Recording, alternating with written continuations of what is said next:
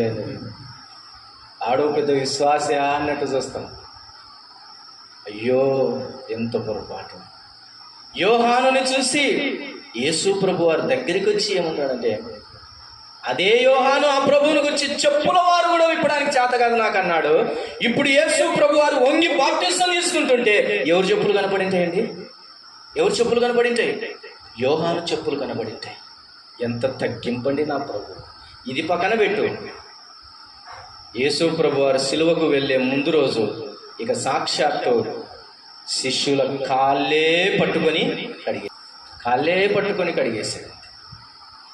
చిన్నోళ్ళ కాళ్ళు పెద్దవాడైన ప్రభు పట్టుకున్నాడండి. మానవ మాతృలైన మనుష్యుల కాళ్ళు దైవ సమానుడైన క్రీస్తు కాళ్ళు పట్టుకొని కడుగుతూ ఉంటే కనీసం నీ తోటి సహవాసి